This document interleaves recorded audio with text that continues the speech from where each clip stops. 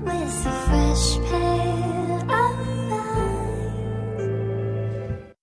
What's up, you wonderful people? Since there are always new, less experienced players in EFT, I get asked quite often how to improve in certain aspects of PvP. I figured a guide shortly before the wipe is about to hit might be a good idea. Even though I can't tell much about sneaking around and this guide focuses more on the W key method, you might still get some valuable information in this video for slower playstyles as well. Therefore, the content of this video covers tips on how to be more successful as a team, how you can improve your movement, should you adjust your playstyle or gear decisions, and finally, some more general advices. Playing in a team requires way more concentration than playing solo, since you are not only responsible for yourself but also for the rest of your team. You need to keep track of their position and their movement as well. The following tips should help you to increase your success rates as a team. The most important one is map knowledge. The better you know the map and the more callouts you know, the faster you process information, make decisions and coordinate with your team. Callouts like behind the tree are usually kinda useless, while something like 2 people at 3-story hill towards car is actually helpful. This leads us directly to the next one. Structure your calls. They should always contain the following information. Is it a confirmed contact or just a potential one? Only at the potential keyword when it is not confirmed, because confirmed contact means more danger, and more danger requires faster callouts. How many people? Where? Therefore, start with position and add the direction on top of it. Call the position 3-story hill before you add the direction towards car. If you turn it around and say towards car 3-story hill, the first part of this information is pretty useless until the second part is delivered. And lastly, how old is the information? Sometimes you're not able to give a callout immediately because somebody else says something or you need to focus on sound. So whenever the call is delayed, it is important to add that as an additional information. Call of an enemy on top floor might be the death for your teammate that pushes ground floor and dies to the same guy just because the information got delivered too late. Adding a simple X seconds ago might help. Keep in mind that floor descriptions differ from country to country. In the US, the floors are called first, second and third floor, while in Germany and the UK the term first floor actually means American second floor. So either unify the language in your team or be universally correct, meaning ground floor, top floor and middle floor. Those callouts, however, take longer than first, second and middle, so keep that in mind when you debate that within your team. When in a fight, keep the conversation as short and precise as possible to keep enough room for all your cues. When very close to contact, do not communicate your predictions of your enemies, but only your plan. Your teammates are capable of thinking for themselves. Differ between sound and visual information, as well as between potential and confirmed ones. A confirmed vision to a PMC or a PMC voice line means guaranteed contact, while a step or a silhouette far away might be a scav as well. So instead of screaming "contact", you can specify bare voice line, shuffling or something at ice cream, and so on. This is extremely helpful when there has been confirmed contact earlier and you know a PMC is probably around, but there also might be scavs. Banking everything on a shuffled sound just to get shot in the back while chasing a scav is a mistake everybody does once in a while. Set rules for your communication strategies so everybody's on the same page. Specify a command to make everybody shut up until you release the silence, and always call what you are going to do before you do it. Removing the need to ask "is that you" can be the difference between life and death. When a mate failed to communicate positions and you think somebody looks like them, quickly ask "you're on second floor and third" and kill when there's no yes as a response within half a second. Killing your mate doesn't hurt as much as dying to an enemy one by one. Why? Well, not only is your mate more likely to remember to communicate better, but you can also always hide their stuff as long as you are alive. By the way, when you communicate properly where you are, the additional information in third of the previous example might become obsolete and save some valuable time.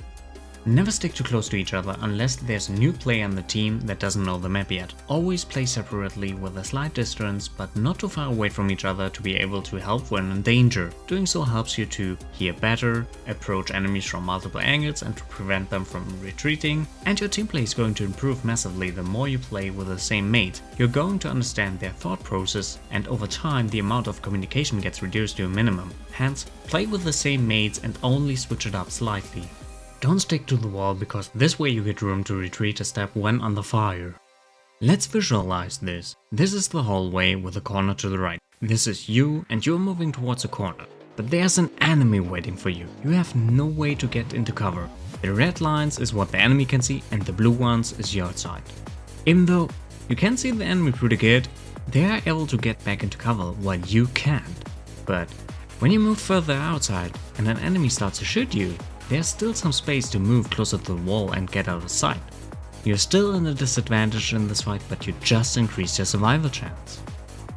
Beware of corners. You expect somebody behind a corner, never run straight at them, unless you're super confident. They just need to do a step in pre-fire and get back into cover, while you have no cover at all and need some time to cancel the running animation before being able to shoot and aim. Therefore, throw a nade to push them back from the corner so you are able to push the whole way. Depending on the nades used, you might as well push before the explosion of the nade to catch the enemies off guard. Try to gain information while you expose yourself but are hard to hit. This can be achieved by shoulder peeking. Therefore, open up step by step to check more angles with each peek. Pass the door by running or jumping.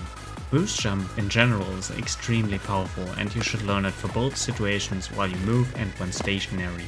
This may not be as true for Tarkov as it is for other games, but you should generally not stick too close to corners, since your eyes are in the middle of your body. For the same vision you get, you are more exposed the closer you are to the corner. Let's see how much of your body you have to expose until you are able to see your enemy. This is a corner or an object blocking the view. This is you and this is the enemy. The blue lines show the angle at which you start to see your enemy. The red lines show how much of your body is exposed to your enemy. Well, your enemy is able to see half of your body before you are able to see them at all.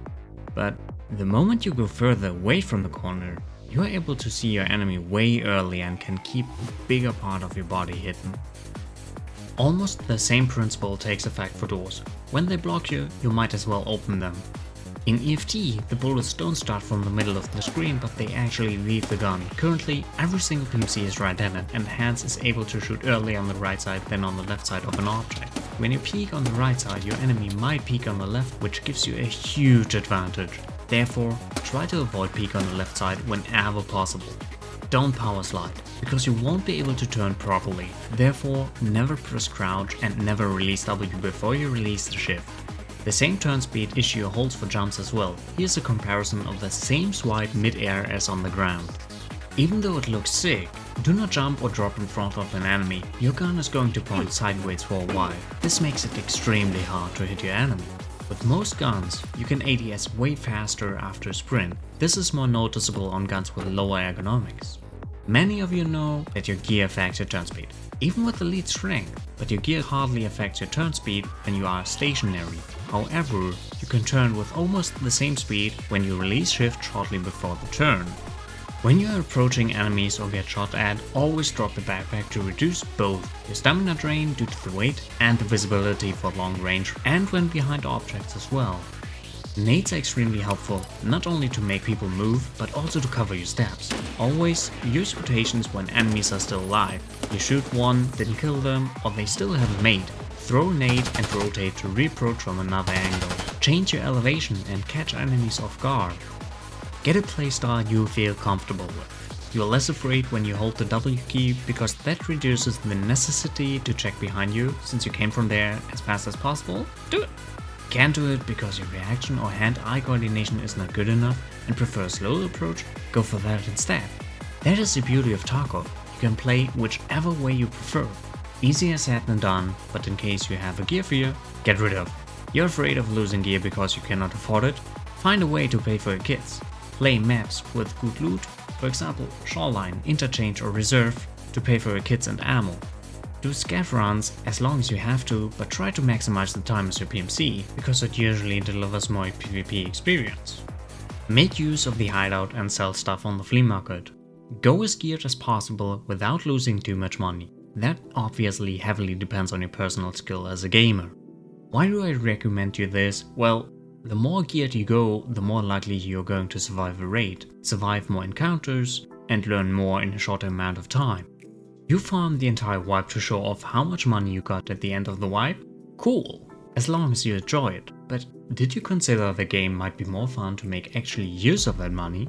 Farming for 5 months just to spend only a fraction of it during the last 2 weeks? Alright. Try to play good gear during the entire wipe instead. Don't take fights you know you're going to lose. You know you can't win against a nasty angle unless you get the shot of your life? Don't go for it. rotate, try another approach, trigger a mistake from an enemy, or retreat altogether. However, pushing something even though you are in a disadvantage is probably going to make you a better player in the long run. There will always be situations where you are outnumbered, pinched, or in a very bad spot. Knowing how to get out there alive is super beneficial. This is going to destroy your survival rate, but who cares about anything but fun in this game anyway, right? You're going to grow in these situations. Get a routine. Keep up a certain routine for maps you enjoy. Stick to similar routes, pre-aim all spots people like to sit in or hold an angle on. The more routine you get, the less brain work is required, the less mistakes are going to happen. Constantly try to improve your routine and question yourself how to do so. Do I shoulder peek here? Do I run past it? Do I jump past it? Do I throw a nade first? Where do I throw the nade best? Can I change my elevation to keep my head not on head level? This can be achieved by crouching, laying down, jumping on things, and being on a ramp and so on. This sounds stupid, but it's actually valuable. Use your audio cues and be aware of how they work in Tarkov. Vertical audio in Tarkov is broken.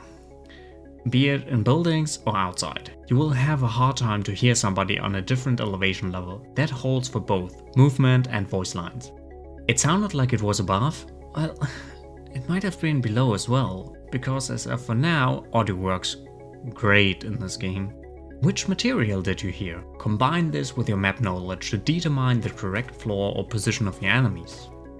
Imagine being pinched in a situation. What you can do is throw a nade into one direction and push the other. Make use of the shooting range and learn how much you need to drag your mouse down and up again for the recoil kicks.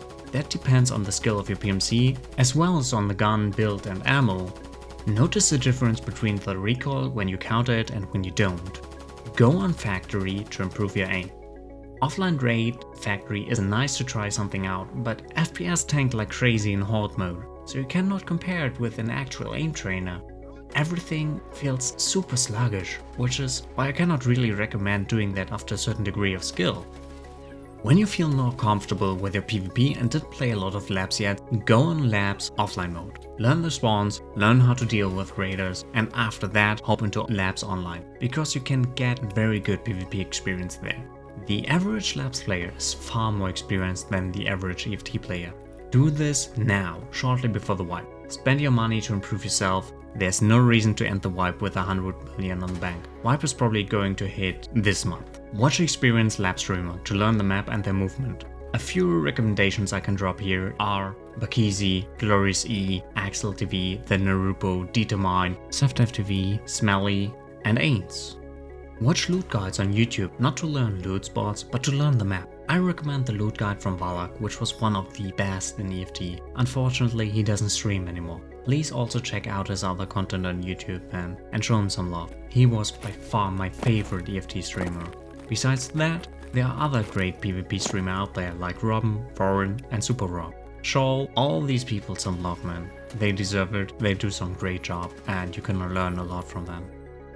If you think there was anything useful in this guide and you learned something new, feel free to subscribe, give a thumbs up, it really helps a lot. In case you have any questions, don't hesitate to ask them either here in the comments or when you catch me live on Twitch. Have a wonderful day, night, or whatever it is for you, and spread some love.